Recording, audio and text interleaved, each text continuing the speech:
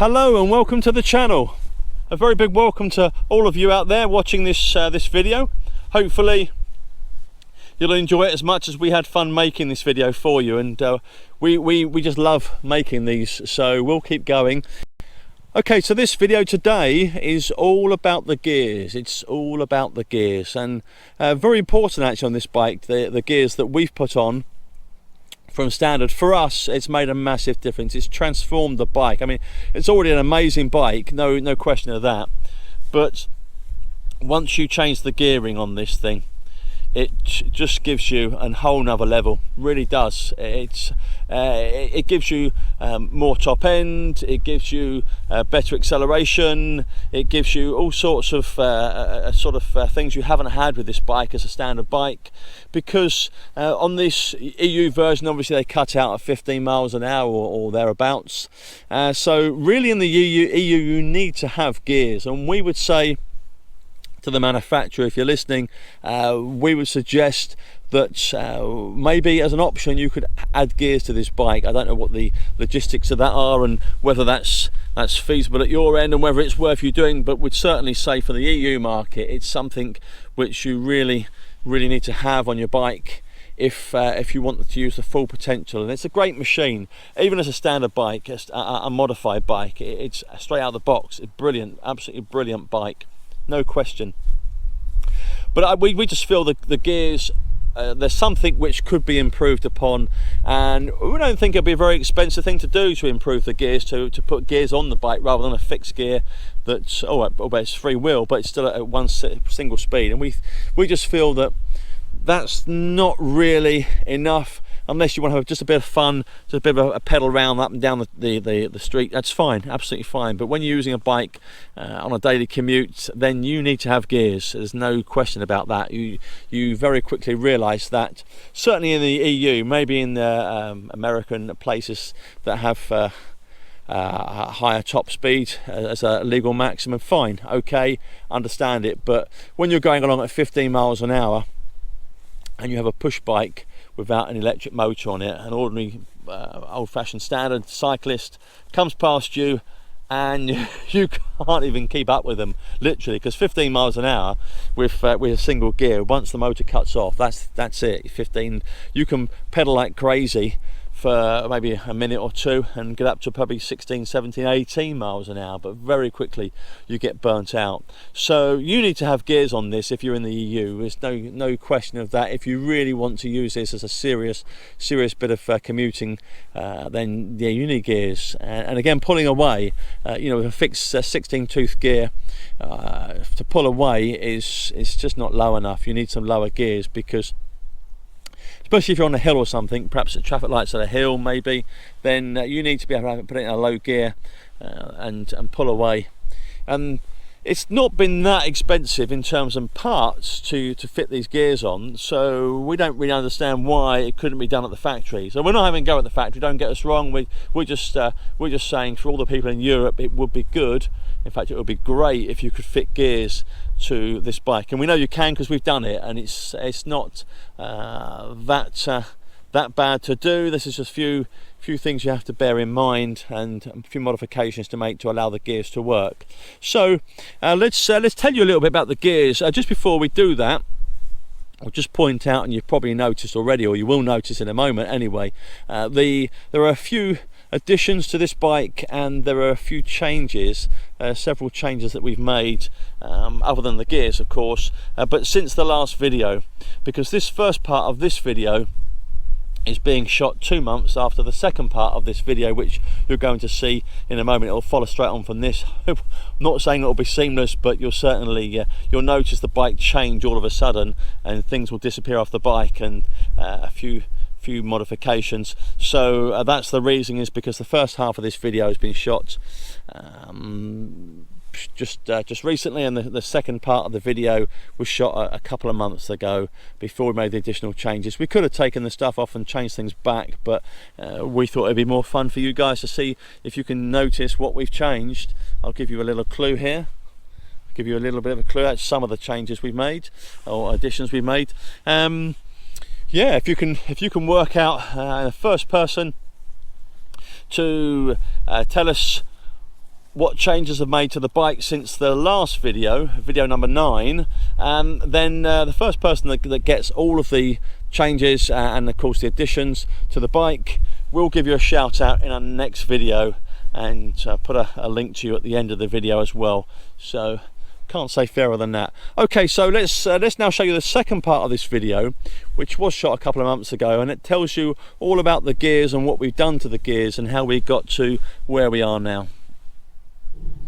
Okay, so what you'll notice here is this is a non-standard front sprocket. In fact, it's a non-standard front chain set. The whole thing has been changed, the cranks both sides and the sprocket as well, and this is a removable one, and by that what we mean is that you can undo these screws here, or these bolts. There's 5 of them. One you can't really see, it's under the bottom there. There's 1, 2, 3, 4, 5. You undo those bolts there, and you can take this sprocket off, leave the crank, the pedal set on there, and just take the sprocket off and put a bigger or smaller sprocket on. And we've been experimenting with quite a few different ones of these. We've bought half a dozen different sizes in terms of number of teeth, and we've ended up with this 52 teeth on the front, which is as big as we can get for this particular make. And it's quite hard getting the right one, the right chain set, and simply because if you look at these cranks, they're very short. The distance between here, in fact it's the center line I believe, and the end here is only 140 millimeters. Now ordinarily on a standard cycle it's somewhere between 170 and 175 millimeters, so these are quite short by about 30-35 millimeters difference. And the reason for that is because the bike is very short to the ground, a bit like a BMX bike sort of height. If you had them any longer, when they were fully down, you wouldn't get any ground clearance here. You'd be struggling for ground clearance, you'd have virtually none, you'd be hitting the pedals all the time on the ground. So you have to have these short cranks, which is fine, but then it limits you on what you can put on here. I mean, you could go up a lot more if you had a standard crank length of 170, 175, and the bike was a taller bike, then you could take this up to maybe 62 teeth on the front sprocket. And of course on the front sprocket, the more teeth on the front sprocket, the bigger the front sprocket is, then the more top speed you can get on the bike. And moving across to the rear here, the smaller the rear sprockets, the more speed you can get, or top end on the bike. So we wanted a very small rear sprocket. The smallest one hit on here is 11 teeth, and we wanted a very big front sprocket. Well, this is 52, and that gives us a nice big top end. Even without any motor going on, just by pedaling, we can get quite a good top speed on this thing.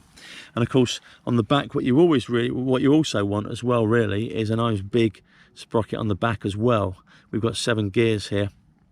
This back one here is 34 teeth, so we go from 11 to 34, which is very difficult to find these things. You can get a 14 to a 28 easy, you can get 11 to 32, but getting 11 to 34 very difficult to find. We managed to find one, and we've got 2. We've got a spare. That's the other thing, you see, with when you're buying parts, get 2. Put one on the shelf as a spare, because if it ever goes, some of these parts you'll wait a few weeks to get them, and if the part goes, you can go straight to the shelf, get the spare one, put it straight on the bike, you're back in action, and then you just order a spare one or another one to use as a spare and put back on the shelf. So that's always a good bit of advice. If you can, if you're in a good position to do that, then always grab 2 of everything, and you probably want about 4 or 5 spare inner tubes. They go through like you wouldn't believe, but we'll do a separate video on that anyway. So this is the gears, and it works very well. And the only thing I would say is that we've had to adjust the stand. For one, we've had to put a spacer here in the stand. We made a little spacer up just to space the stand, put the stand lower down. It's about 20mm spacer. It means the stand is lower to the ground, but we've not really been bashing or knocking at anything, so it's not really a problem. If we didn't do that, what would have happened is the chain, when it's in the lowest gear, or the highest gear, the smallest on the back here, the smallest gear on the back, what we would find is this chain will slap against the, in fact you can see here where it's been doing it before we lowered it, to respray that, it will slap against the stand and it'll make a rattling noise. There's nothing worse than a rattling noise when you're going along. It's a bit embarrassing. That's the first thing we've done to fit this chain set on. And the second thing we've done is we've had to modify this chain guard here. And we also managed to put a dent in it. We dropped something on top of it, so we're going to probably replace it with a new one, but we may fill and spray that. You won't notice it once we've done some work on it. We had to modify it at the back here as well. We're going to fill these additional holes from before now, make a neater job of that, but that's just a temporary thing to see if it would work. So we fitted extra brackets here. This is the original bracket, this bottom one, and then we made a small additional bracket at the front and the rear, and we've just bolted the bracket on. And what we've done is put the bracket at a slight angle forwards, so that we bring the whole of this chain guard forwards, so that it can miss the bit of grass in the way there. They can miss the just about misses the front here, and it also means that it looks neater. We took a few pictures of this and put it on it when we had the 46 tooth sprocket on the front. We put some pictures on our Instagram, and looking at them now, we've realised that the guard didn't really look right. It looked the wrong size, because it needed to come forwards more, just along here, just to bring this front end forwards so that it sits nice at this end here. And now it does that, which we're pleased with that. And if you look in the middle here, you'll see there's the bracket there. Look, the additional bracket we've had to fit just to raise the guard up higher. But it works very well. In fact, the gears all line up nicely, and as you can see, it goes around lovely. It changes fine, no problems at all. One of the things, a little trick which is worth remembering if you're going to do this. This chain is it's a 9-speed chain, so it's a chain for a 9-speed rear freewheel gears, and we've got 7-speed. But the reason we put a 9-speed chain on is because it's got more flexibility, and it's a thinner chain, so that it can, because if you appreciate on the back, if you've got the same amount of space here but you need to fit 9 instead of 7 gears, you have to fit the gears closer together. So you then need a thinner chain to get from one gear to the next, and not foul on the adjacent gear. So with a 9-speed chain, yes, it fits. Okay, you could argue that it's not meant to be this way, and if it was anything but electric bike and it was just an ordinary pedal bike, then we probably wouldn't have done this, because you're using the chain a hell of a lot, and it's got a lot of stress, and you're using the chain all the time to get anywhere. But because we only use it when the motor cuts out, and to get the vehicle, or the bike back to base if we need to, it's an occasional use really. So this is going to last forever pretty much. I don't think it'll ever go wrong. But we've bought a spare chain just in case, spare of everything. So everything you see, we pretty much got a spare of, just in case. So that's a top tip for fitting this sort of gearing on this bike, is you want to be getting yourself a 9-speed chain.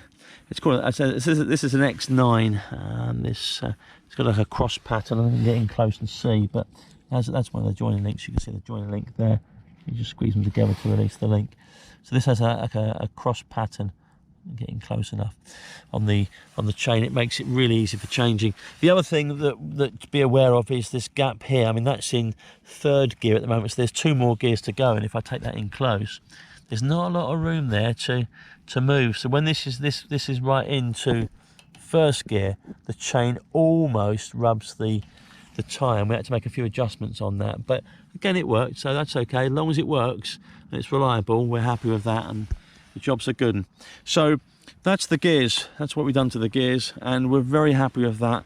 And that's made a massive difference riding the bike, especially when the motor cuts out. It gives us a little bit more pedal power. For those of you that have got one of these bikes, or indeed those that haven't and want to get one, you're probably wondering, how can you fit 7 gears onto one of these bikes? What do you need to do? And the answer to that question is really 5-fold. The first element you need is the shifter, this shifter here, gear shifter. Now this is just a standard Shimano, I mean other makes are available, but this is a Shimano 7-speed gear change, quick fire gear change. Readily available, very simple to find. Do a quick search, you'll find one. So that's pretty straightforward. So all you need to do is to literally just bolt it on somewhere on your handlebars. It can be up on the top if you have space, or like we haven't, down here, lower down, doesn't matter. As long as you fit it somewhere within reach when you're riding. That's simple, very, very simple. Run the cable down. We've run it through the wiring loom along with the wiring loom here, and then run it along, and we bring it out down the bottom here, along here. We just tucked it around here and onto the derailleur. That's very simple. The second thing you're going to need is obviously a derailleur, so as you can change gear. Now this particular derailleur is a Shimano. This is a Shimano Tawny derailleur, very easily available. This particular one has a long reach, and by that what we mean is that because we have on our particular set of gears 34 on the top here, the biggest gear, you need the derailleur that has the reach, that has the stretch, so that it will fit over the big gear when you're on the biggest gear at the back there. So that's something else you'll need, and they're readily available. The third thing you're going to need is a new chain set at the front. Now you don't need to have a chain set, you can leave the original chain set on if you want and not bother changing that. The only issue with that is the gearing will be very low, so once your motor cuts out, you're still going to struggle a little bit in getting any more speed, because the gears on the gear on the front, the front chain set, this front sprocket, this front chain set here, it would just be too small in the original, and it just won't give you enough top end. So really you need to change these. Well, for several months we didn't, and we just had the original, and it was much better with the 7-speed at the back. However, it became apparent that to get any decent sort of speed on pedal power once the motor cuts out, you need to have this bigger gear at the front. So that's why we fitted the 52 teeth sprocket and chain set at the front here. This chain set is made by Starlight, and the important thing is, as I've already explained, is the length of these cranks. You'll need to get hold of a Starlight chain set that has 140mm cranks. Otherwise, as explained before, you've got this issue of ground clearance, because the bike is a very low bike, which actually we like that. We like the fact you're very low to the ground. It gives it a nice sleek look, very handles very well, in fact, very well indeed, and very well balanced. And it's a bit of a feature really to have that low bike, but the only issue is that you have to have 140mm cranks, otherwise you have this issue at the bottom here. The pedals hitting the ground, especially if you're turning corners. So when you do turn corners, you want to make sure that whichever side you're leaning, the pedal's somewhere closer to the top, so you have plenty of ground clearance. But that's something which is optional, but we would suggest you do get this, because without this at the front, it still makes it very low gear. Better, but not ideal. And then the fourth thing you're going to need is you're going to need 7-speed gears. We've decided to go for 11 at the smallest and 34 at the biggest. A standard set is normally 14 and 28, so you can decide. They're available. Do a search for those, you'll find them. This is the freewheel chain, freewheel set of gears. It's a freewheel gear block, if you will, and there's two sorts. There are cassette type, which the freewheel mechanism is inside the hub, and there are a freewheel type, and the freewheel type is the one you want, because a cassette type will not fit, because you have to have a different hub, so you cannot use the cassette type. You have to use a freewheel type block of gears. So they're normally available in 7-speed, which is what we've got here. So do a search for those, you'll find those very easily. So that's the fourth thing you'll need. And then the last thing you'll need to do, which is probably the most difficult really, is you'll need to replace the motor. Sorry to say that, folks, it's bad news. You'll need to put a new motor in, and the reason for that is very simple, because the original stock motor, albeit the same wattage, everything else, the problem with it is it comes with a boss, which is a piece that's on the end of the motor, sits here, so that your single gear that comes with the original bike, it lines up with the chain at the front. So if you try fitting a 7-speed block like this on the back of the motor, you won't have enough space here. You'll just run out of space. You won't be able to do it, so you'll need to replace the motor, which means unfortunately you can't just unbolt the guts and slip the guts on the motor out. You'll need to respoke the wheel, get the motor out, put the new motor in, respoke it, and then you can put this 7-speed block on. And that really is the stumbling block, pardon the pun, but that's the stumbling block, is you'll need to replace the motor. Now, they're not that expensive. I mean, you can buy these motors, they're not expensive, a couple of $100, a couple of £100, that sort of price, but you can get one of these motors online. Again, do a search. It's made by Bafang, B-A-F-A-N-G, Bafang, and the original one is a 500 watt.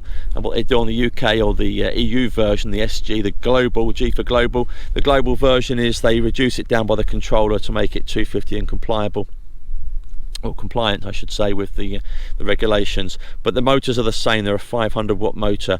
So basically you'll need to replace the motor, and if you're going to replace the motor, then you may as well, what we've done, and you may as well do it, put thicker spokes in, because the spokes on a standard motor, they're what's known as a 13G. G stands for gauge, 13 gauge spoke. And these motors will take a 12 gauge spoke. Now, it's interesting, the way the gauge system works is the lower the number, the thicker the gauge, or the thicker the metal is. So if you have a 12 gauge, it's thicker than a 13 gauge. So don't get confused by that, but the lower the number, the thicker it is. So these holes that are in the motor, hub motor here, they will take a 13G, a 13 gauge spoke, but they'll also take a 12 gauge spoke. And that's what we would suggest you do, is put a 12 gauge spokes in. And when you do that, you'll need to, on the rim, you'll need each of the holes, each and every hole on the rim, where the spokes go through the rim, you'll need to just get a drill and just drill them out slightly bigger, so that the spoke nuts, this end of the spoke, you've got a little nut that goes through the rim and the spoke connects into it. You'll need to drill the holes out so that those spoke nuts will stick through, and they'll sit flush on the inside so that the tube doesn't press too hard against them and give you a puncture. So you will need to do that. Or alternatively, you can just stick with the 13 gauge, 13G, 13 gauge spokes if you wish. The original spokes will be fine. You can reuse the original spokes, but we didn't see any point in not fitting 12G, sorry, because it makes the wheel a lot stronger. And if you've got two people, as we carry a lot, two people on the bike, or you're bumping up and down curves or something, or do you just want a stronger back wheel, then the way to go is the 12G. Makes a big difference. So just a quick recap, there are 5 main elements or main things you need to do. You need to replace your motor, you need to put a set of 7 speeds on the back, you need to fit a derailleur, you need to fit a new crank at the front. That is optional, but we would suggest you do. And you'll need to fit a new gear change here, a 7-speed gear change. We're using a Shimano quick shift because you can quick fire. You can fire 1 gear at a time, and you can just again select click click click at the back there. So that's the one we're using, but any 7-speed will do. But the main thing is, when you get the derailleur, you make sure it has a long reach if you want to use a 34 tooth first gear, which is very handy if you have 2 people on the bike and you have a 34 tooth gear at the top there. And then when you go to pull away, you can assist the motor and you can pedal, and you can stay sitting on the bike, haven't got to stand up or anything, or push off with your feet or anything. You can pedal, and that will get you going very quickly with 2 people and get the motor kicked into gear. Because otherwise, if you just have a 28 tooth or indeed the original 16 single tooth, with 2 people, it's too much to pull away at traffic lights and junctions and things. It's just too much. You just can't handle it. So that's the 5 things you need to do if you want to do this to your bike. The derailleur, incidentally, someone did ask, and just to clarify, the derailleur is just bolted on. If I take this little rubber cap off, you can see here the derailleur, this particular derailleur, it just goes over the on the where the motor mounts on, the motor shaft, and it just goes behind that nut. There is an additional hole where you can fit a screw to stop the derailleur slipping and moving, but we haven't done that and it hasn't moved, so that's fine. But if it does, there's any problem with it moving backwards and forwards, perhaps if that nut doesn't come loose or slightly or something, then we could fit a screw or a bolt straight through here into the frame just to give that extra support, rather than pivoting it on one point. It just pivots, but it's not really necessary. So there you have it, guys. That's how you fit a set of gears on the Super 73. Hope that all makes sense. If you're interested in more information, want any help at all, by all means leave a comment. Be interested to see what you guys think. And once again, thanks for watching, and we'll see you on the next one. Bye bye.